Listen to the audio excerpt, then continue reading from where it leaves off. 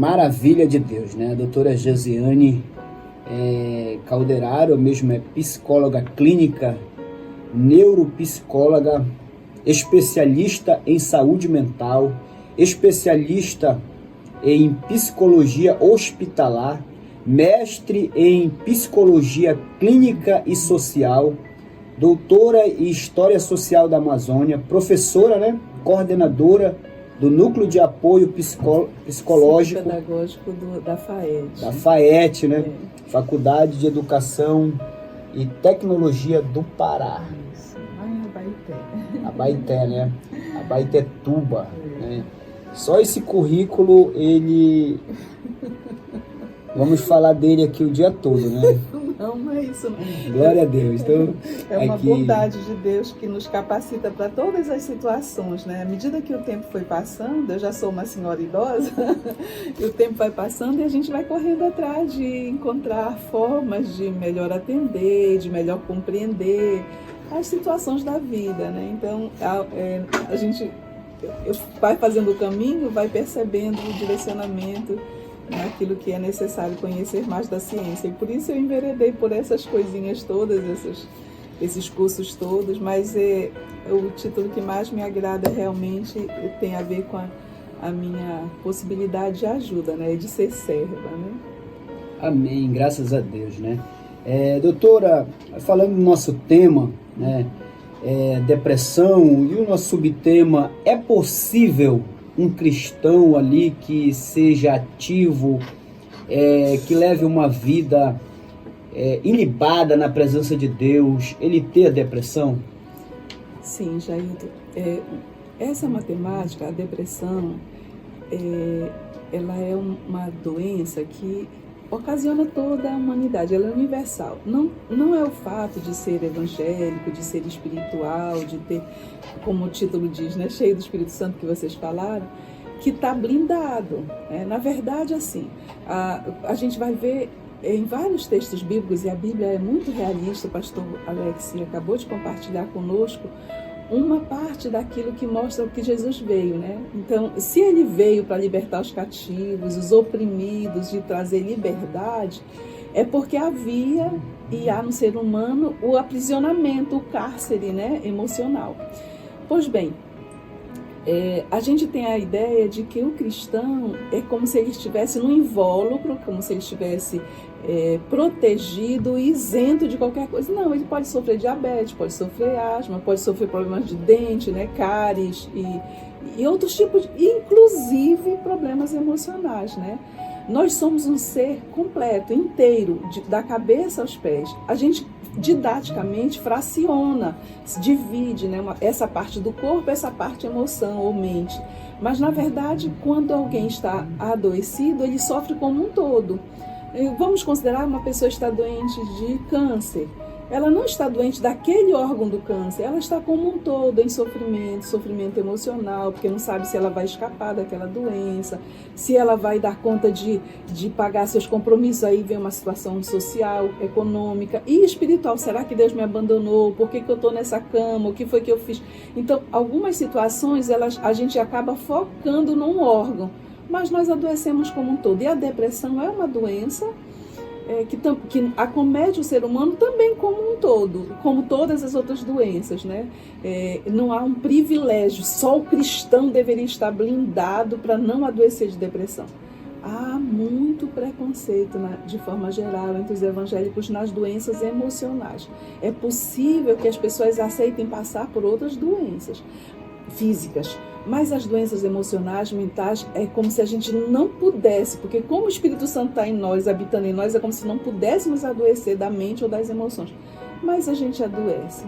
E a Bíblia mostra isso com clareza.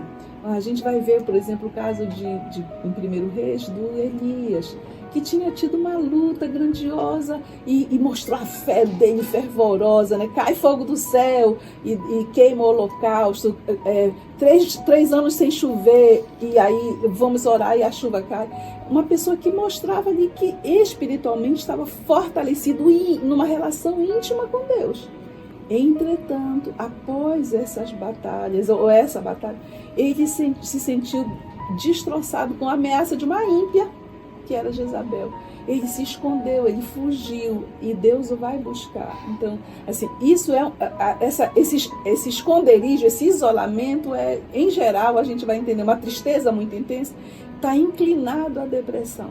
Mas tem outras situações que a Bíblia relata, situações de dor, de sofrimento emocional, como Noemi, por conta da viuvez, do enlutamento, perdeu o esposo, perdeu os 2 filhos. A depressão dela foi de outra forma. Ela se sentiu amargurada e queria que o nome dela de Noemi se tornasse Mara, amargurada, exatamente para denotar, para demonstrar que ela estava destroçada, que a vida dela tinha perdido sentido, tinha perdido a cor, né? Tinha perdido a alegria. É um processo também depressivo. Mas a gente vê várias situações. Só que o que eu acho maravilhoso, Jailton e pastor Alex e Júnior, e os nossos ouvintes, o que eu acho mais maravilhoso é porque nós temos uma percepção de quem é Cristo nessa história toda.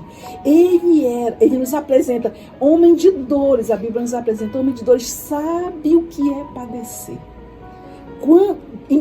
Quando ele se mostra como homem de dores, quando a Bíblia revela ele como homem de dores e que sabe o que é padecer, a gente vê aí a identidade que ele tem em nós, reconhece o nosso sofrimento humano, ele sabe o que é padecer. Mas não fica só por aí, ele dá o melhor programa de valorização da vida e de saúde. Que ele diz, eu vim para que todos tenham vida e vida em abundância. Então, você vê aí uma reviravolta. Reconhece quem é o doente, reconhece que tem um sofrimento, sabe o que é padecer, mas não fica só nisso. Ele vem para que todos tenham vida. E não é qualquer vida, é vida em abundância. Maravilha, né? Maravilha de Deus, né? É tão gostoso a gente ouvir a doutora falar acerca desse tema, que a gente poderia ficar falando aqui o dia todo. Mas eu levantei ontem, que eu li uma nota do G1, né, que dados do último levantamento, do último mapeamento sobre a depressão, realizada pela OMS, né, apontam que 5,8% da população brasileira sofre de depressão, né, o equivalente a 11,7 milhões de brasileiros sofrem de depressão. É muita gente, né, em sofrimento, né? Em um dado momento a gente pode entender como que a população está desnorteada sobre vários aspectos e também sem cobertura de políticas públicas, porque muitas dessas pessoas, elas estão em depressão, ou desenvolvem a depressão, ou permanecem em depressão pela falta de capilaridade dos serviços públicos no atendimento.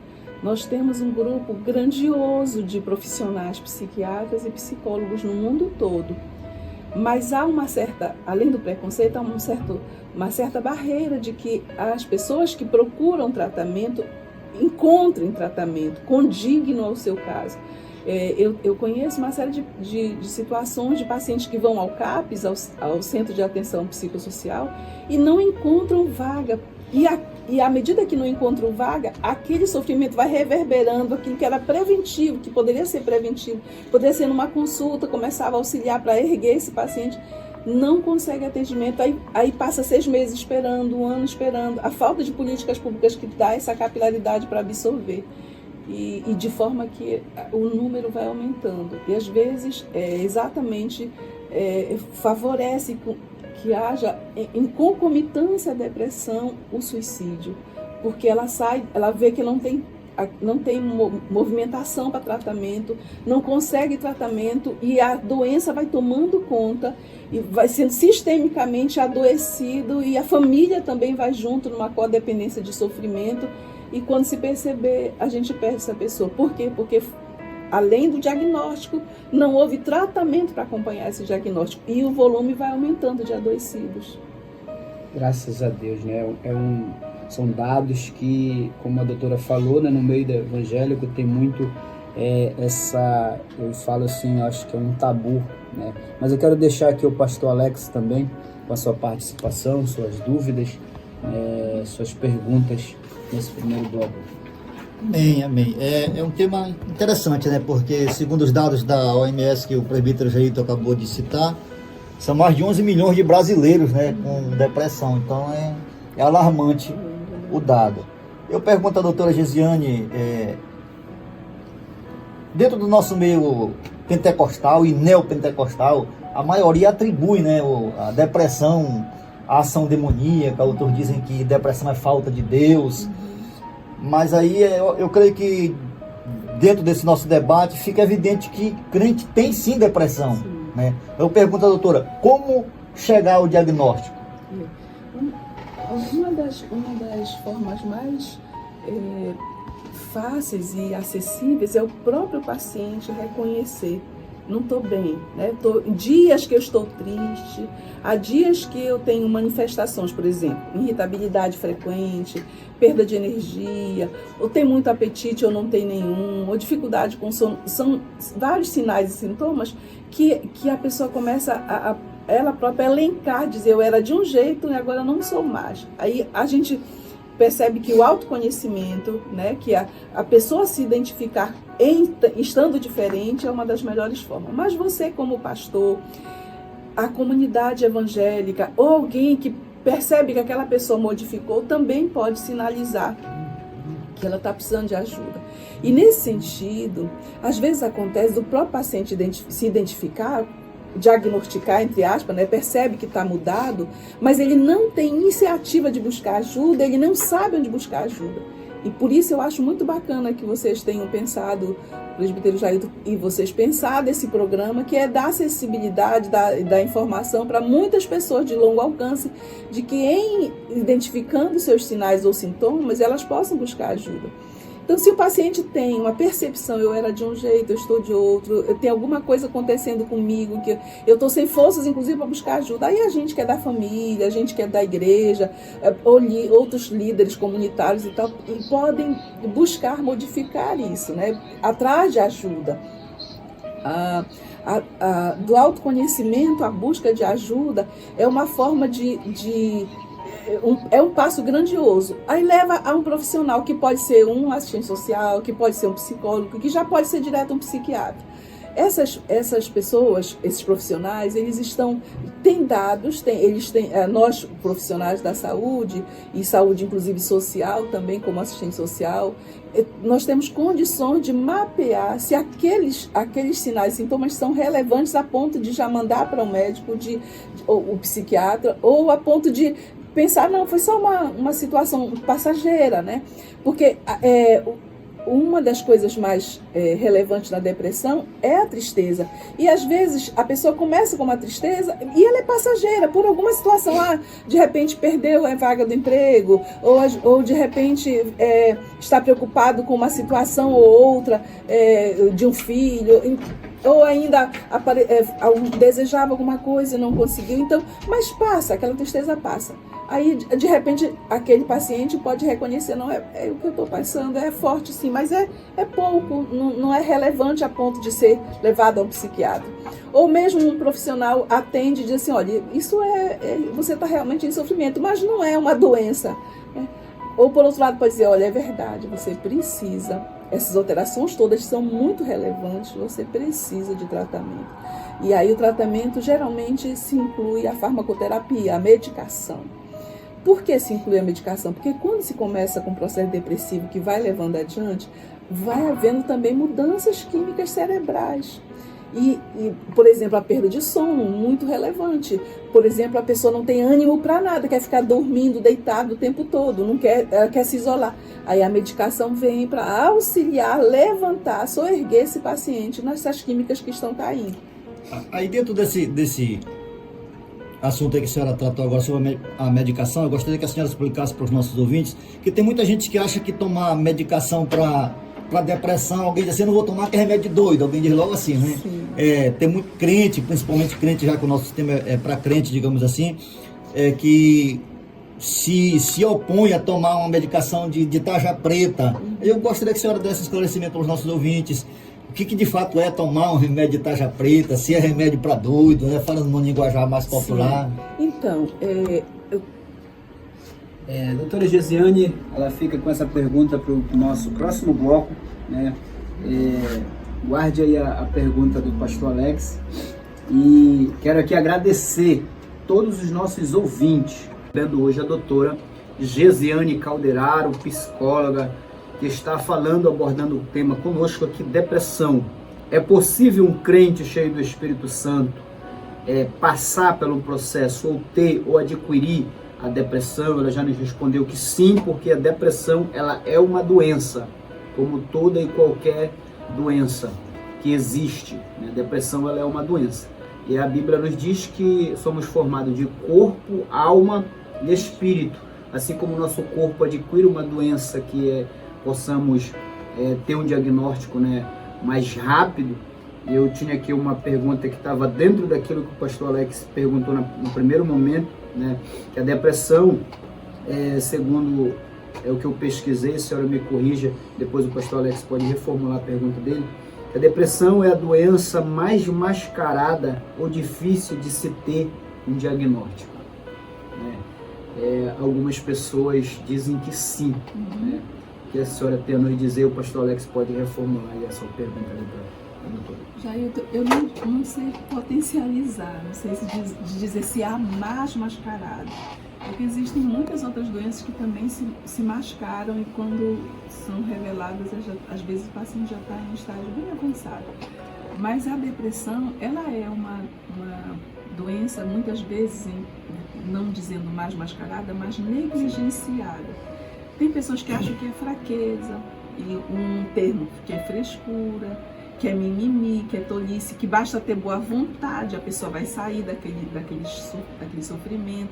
Então há uma percepção de negligência, de ignorar aquilo que vai se instalando repentinamente, talvez não, mas que vai se instalando gradativamente naquela emoção, naquele ser humano, e a pessoa não consegue dar a isso o crédito, né? Dizer, é doença. Ela vai indo, vai convivendo, não, isso é só um mal-estar, não, isso vai passar, não, é só... E pronto. Ou então diz, olha, o crente não sofre depressão, vai orar, isso é falta de fé, isso é fraqueza, porque tu está em pecado.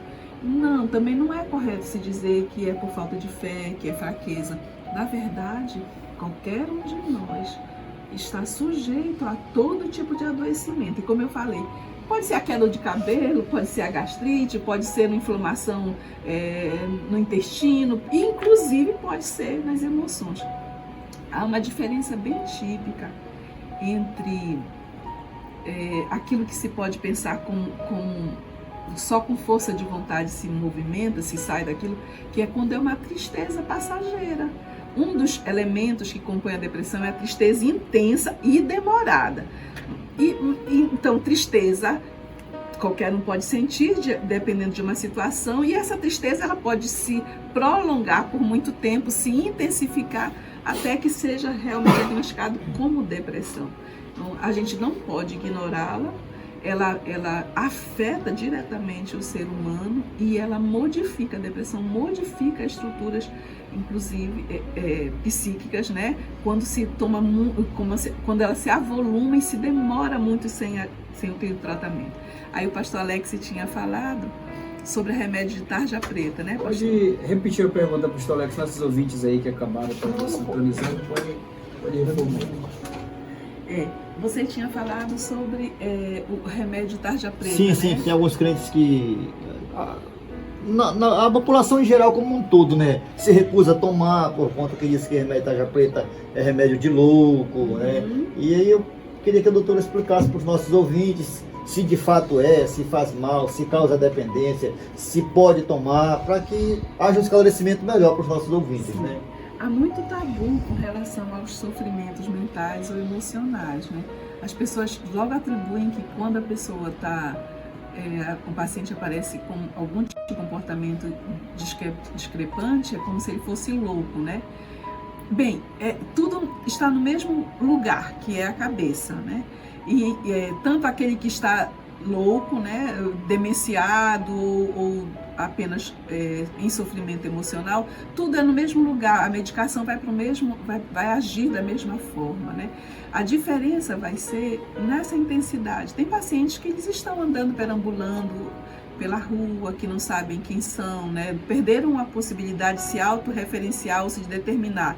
vou tomar banho, eu sei minha casa, sei meu nome. Tem pacientes que estão perambulando e não sabem nada disso. Tem outros que são agressivos. Esses a gente vai considerar como doentes mentais. A depressão, ela é um transtorno mental, mas a gente vai atribuir também como da ordem emocional. Muitas vezes a pessoa não vai ser agressiva, muitas vezes ela não vai perder a noção do dia, do que dia é, o seu nome. Ela tem ainda condições de se autodeterminar. Não quero esse tratamento, ou eu quero esse tratamento, ou eu estou me sentindo assim assado. Ela consegue, né? Ela não é da ordem da falta de reconhecimento de quem é, quando é o caso da doença mental, da loucura, por exemplo, da esquizofrenia. Mas entre as doenças mentais há um leque de doenças que a pessoa não perde essa referência, né, de quem ela é. Então vamos pensar na depressão, que é a nossa temática. A pessoa não precisa perder a referência de quem ela é. Existe um item da depressão, um dos subitens da depressão, que é a depressão psicótica. É aquela que a pessoa não sabe quem ela é. E aí há medicações, o psiquiatra, ao prescrever, inclusive remédio tarja preta, há uma possibilidade dele fazer um esquema direitinho para não trazer dependência, para a pessoa não ficar sem referência das outras coisas da vida. Há anos atrás, quando todo paciente que tinha um comprometimento mental, emocional muito relevante, que ele desconectava do mundo, logo se internava e às vezes amarrava, ficava encarcerado de forma hospitalar. E aí sedavam muito o paciente. E isso foi manifestado como aquele tratamento manicomial. Aquilo trazia muito mais sofrimento, porque alijava, isolava o paciente do seu ciclo familiar e de quem ele era.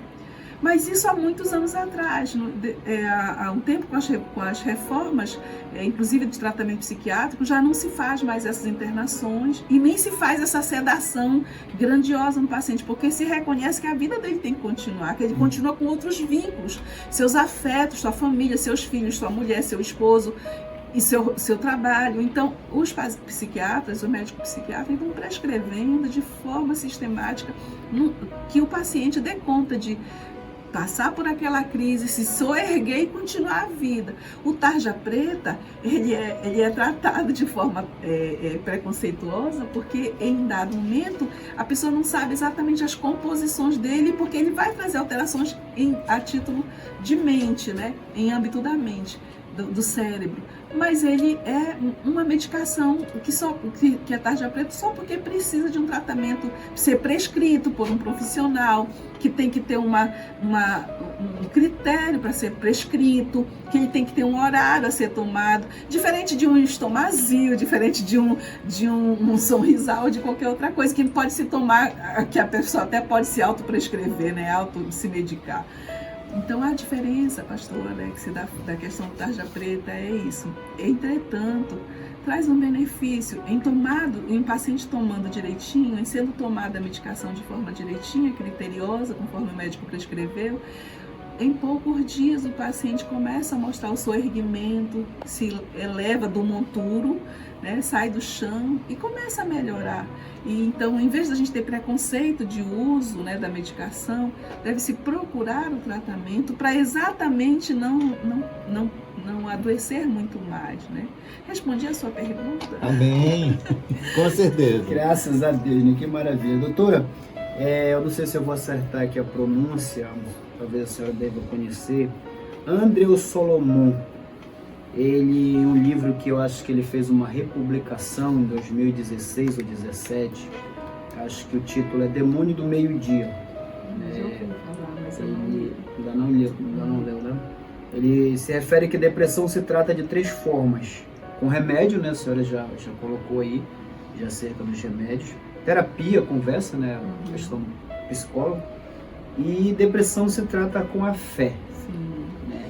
Então, é possível aí essa junção dessas 3 coisas?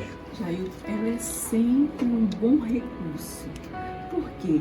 Porque quem nos criou, o nosso Criador, nos fez com essas estruturas todas, né?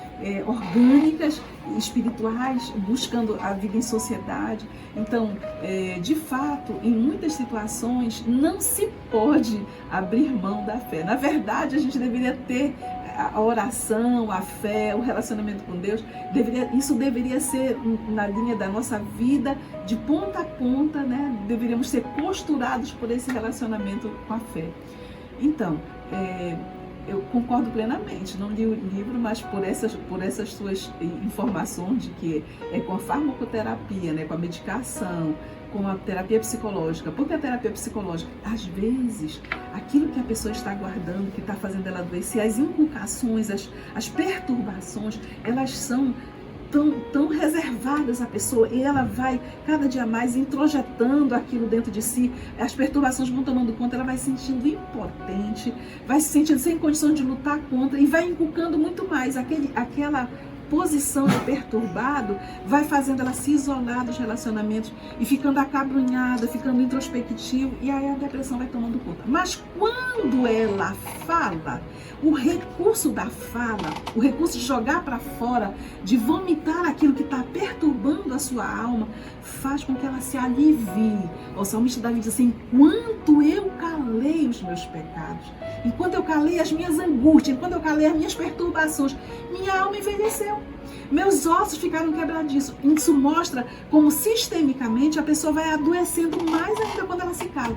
Mas a terapia da fala, jogar para fora, alivia. Ao sair da sessão terapêutica, o paciente com certeza vai sair melhor.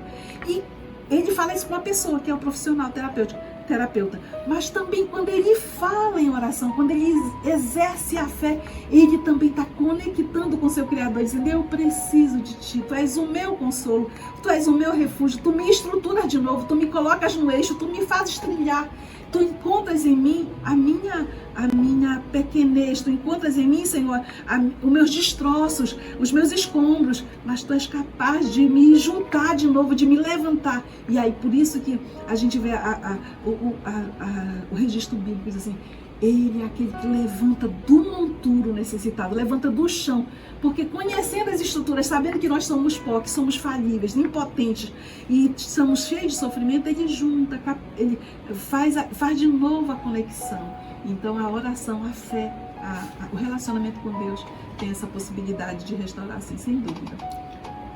Amém. Gostaria de fazer mais uma pergunta, doutora Gesiane. Fica evidente que, na maioria dos casos, a própria pessoa depressiva, ela não vai procurar ajuda,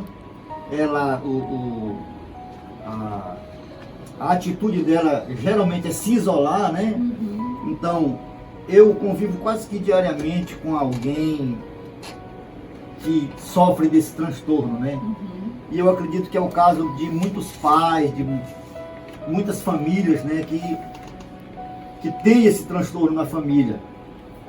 E como já ficou claro aqui, de acordo com a doutora já falou, que nem sempre o SUS ele disponibiliza esse tratamento. Uhum.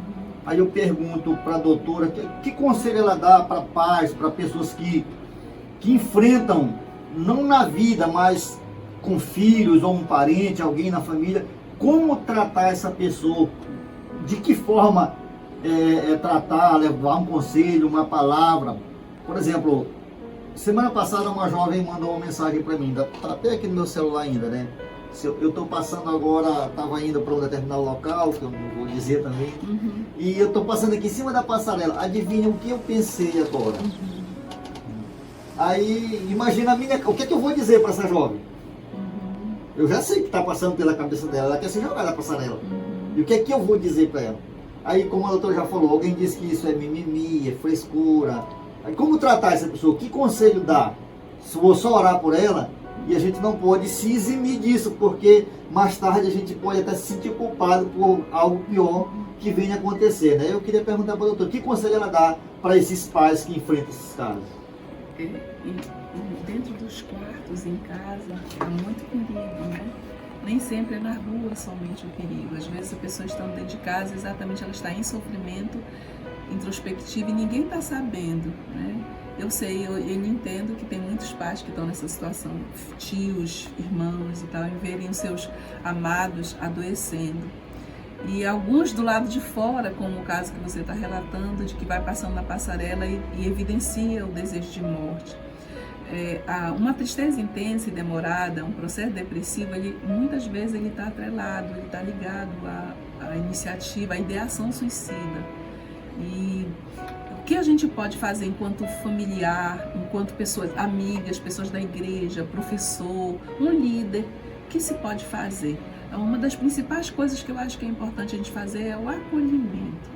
Aquela pessoa que está em estado de sofrimento, ela precisa ter alguém que puxe pelas mãos dela, que às vezes a impotência que ela está sentindo de não dar conta de conviver com aquele sofrimento e nem de buscar ajuda, ou a vergonha de buscar ajuda, ou mesmo a dificuldade de se auto-reconhecer como adoecendo, tudo isso torna com que a dificuldade para o tratamento. Mas se você, como pai, tio, irmão, amigo, pastor e tal, você está percebendo que aquela pessoa está em sofrimento, uma das melhores atitudes é: vou ajudá-la.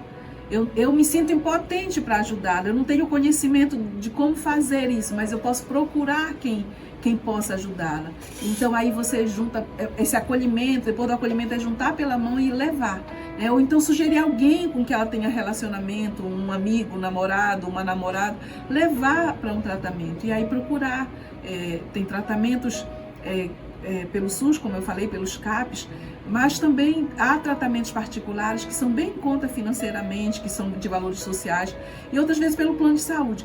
O que se pode fazer, se deve fazer, não se deve ignorar, porque a negligência de que aquela pessoa está em sofrimento, aquela negligência vai se desdobrando numa impotência maior, e o sofrimento toma conta, o sofrimento ele não fica estanque em um espaço, ele vai dominando, e de forma que a pessoa se sente tão impotente que ela não quer mais viver, ela não dá conta. A gente viu isso acontecer, por exemplo, com aquele ator que era humorista, o Robin Williams, que era muito um camarada cheio de dinheiro, super famoso, mas quando ele se viu impotente por causa de um diagnóstico, ele resolveu se matar. Ao acordar na casa dele, estava com, acho que foi um cinto apertado ao pescoço. Mas outros usam outras armadilhas, outras formas de se destruir.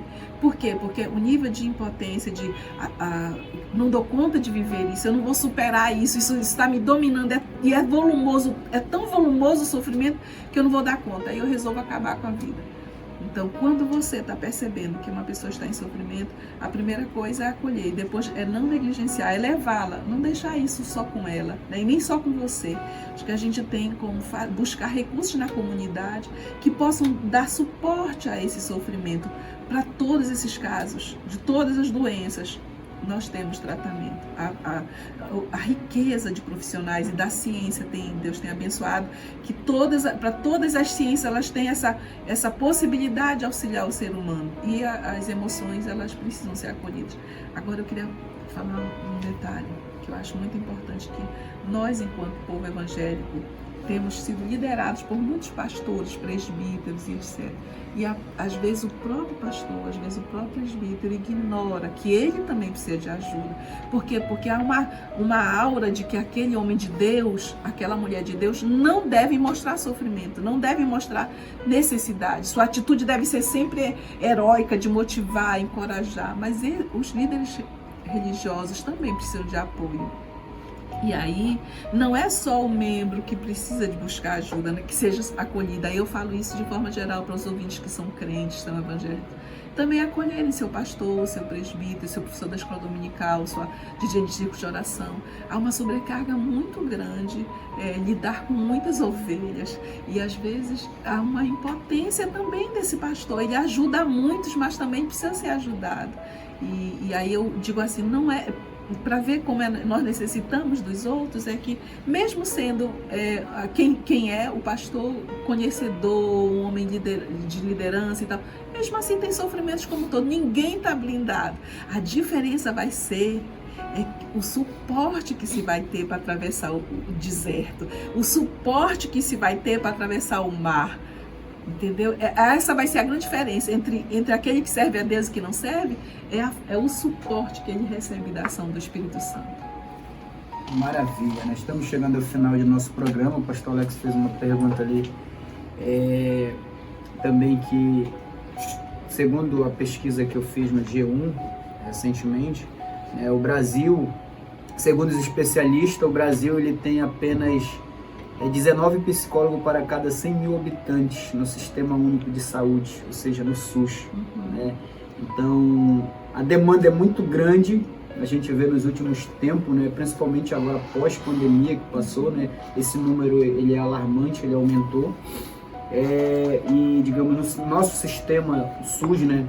Nosso Sistema Único de Saúde, ele, segundo essa pesquisa do G1 aqui, ele diz que tem 19 especialistas para cada 100 mil habitantes. Então, são poucos, né? E, doutora, para finalizar aqui a minha pergunta, a depressão ela ainda é a principal causa do suicídio?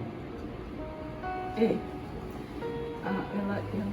nível de sofrimento se torna tão intenso que a pessoa não vê saída e acaba se suicidando. Entretanto, a gente também tem visto que nos últimos anos, com as políticas envolvidas ao Setembro Amarelo, tem auxiliado muitas pessoas a reconhecerem seu sofrimento, e isso tem diminuído, né, a possibilidade de que a pessoa enverede pelo caminho do suicídio. E as famílias, de forma geral, também há muito interesse de que as famílias elas compreendam a temática da depressão e façam alguma coisa, fiquem mais monitorando o seu doente para que ele não evolua a ponto de buscar o suicídio como saída, e sim o tratamento como saída. A gente está vendo que a luta pela vida, né? Que a vida importa mais do que a doença, é uma possibilidade de que essa conjuntura, essa circunstância, ela seja modificada. Um programa como esse que vocês estão alertando a uma população ligada na UMARI é uma manifestação de que a importância da família, a preocupação, a importância da família se envolver e a preocupação que a temática traz, né? Maravilha, né? Quero agradecer a todos os nossos ouvintes que estiveram e estão conectados conosco. A irmã Nilzen manda um abraço especial para sua sobrinha lá no Rio de Janeiro, que vai fazer aniversário na quarta-feira, tá? Um abraço todo especial da sua tia Nilzen. Deus abençoe. Então, Deus abençoe todos os nossos ouvintes. Muito obrigado, doutora Gesiane. Eu lhe falei que uma hora parece ser muito, mas num programa é pouco, né? O tempo é pouco e corre demais depressa, né? Então, infelizmente, a gente está chegando, felizmente, ao final do nosso programa, que é de 9 às 10 da manhã. Eu quero que a doutora Gesiane aí finalize com uma breve palavra. A gente tem aqui 2 minutos já invadindo aqui o horário do próximo programa. Mas para a gente finalizar 10 horas em ponto, quero que a doutora Gesiane finalize aí com uma palavra. Eu quero que a senhora ore por todos os nossos ouvintes, essas pessoas que estão sintonizadas conosco, a Renata, lá na Augusto Montenegro, né? Deus abençoe, tá ouvindo o programa, é colega lá de trabalho do hospital onde a gente trabalha. Eu queria que a senhora orasse por todos os nossos ouvintes.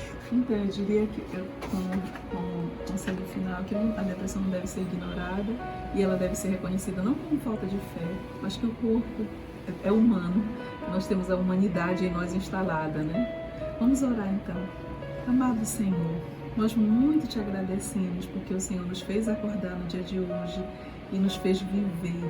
Obrigada porque não queremos viver de qualquer forma, mas desfrutar da tua companhia e da tua vida abundante. Nós temos aqui, Senhor, inúmeras pessoas ouvindo esse programa.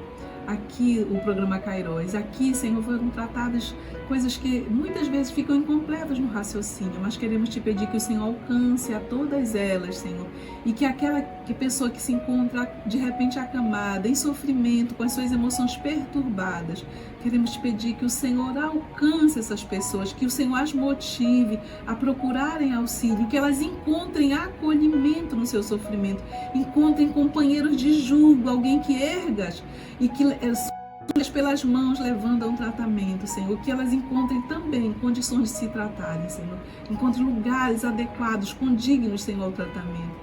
Nós te pedimos que a tua boa mão sustente aquele que está prostrado, que a tua boa mão levante o que está caído, Senhor, e como o pastor Alex leu no início, Senhor, para que tu vieste, Senhor, para libertar, para tirar do cativeiro, para trazer vida. vida em abundância. Muito obrigada por esse tempo de comunhão com os irmãos, de conversa sadia.